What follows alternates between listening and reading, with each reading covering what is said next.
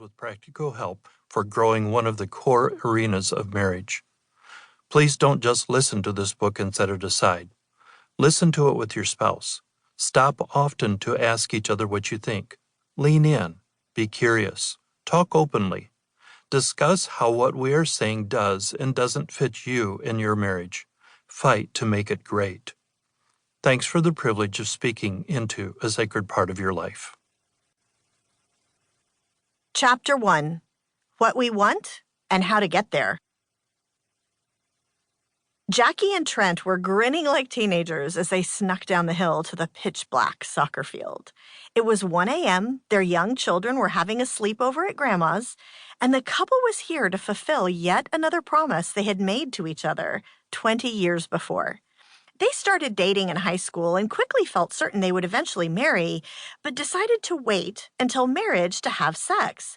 But they flirted about all the places they would do it once that day finally came. "When we're married," he whispered as they walked along a beach with friends on spring break, "we're going to come back and do it here." "When we're married," she challenged him, "I want to find a lonely mountain road and pull off into the trees and do it in our car." Now, after 12 years of marriage and 3 kids, they still looked young and tried to stay young by fulfilling those promises. Jackie had suggested this outing a mere hour before, so here they were, in the middle of the night, sneaking into a suburban park where he had issued such a challenge after a soccer game at age 16. They drove around the shadowy "Park Closed" sign and giggled as they grabbed a backpack of supplies from the car, quietly shut the doors, spread a blanket on the soccer field, pulled on another blanket for cover, and got busy. They didn't even hear the police car pulling up. "You there!" The booming voice of an officer quickly interrupted what they were doing, causing them to jump and gasp. "Get up here!" Mortified, Jackie and Trent pulled on their clothes and stuffed their things into the backpack. At least, Jackie was mortified. She was shocked to see Trent looking amused as he grabbed her hand and headed towards the police car, and the 2 officers standing beside it. The first police officer started with Trent, reading the information from his driver's license aloud so his partner could enter it on a computer tablet. "Trenton Smith, 1234 Spring Drive." He finished reading the address and handed back the license. Then he read Jackie's. "Jackie Smith, 123... He broke off. "Wait, this is the same address, same last name." He looked up sharply into their faces, shining his flashlight more directly. "I thought you were college kids. You're married?" Trent, still grinning slightly at the officers, who looked about their age, said, "Yes, officer, we're both 36, married 12 years, 3 kids." "Dude!" As the second officer started laughing, the first officer's expression changed to one of inspired awe. "That is awesome! Respect!" "We'll let you go with a warning." The second officer shut down his tablet. He gave Jackie and Trent a half salute as the 2 men slid inside the vehicle.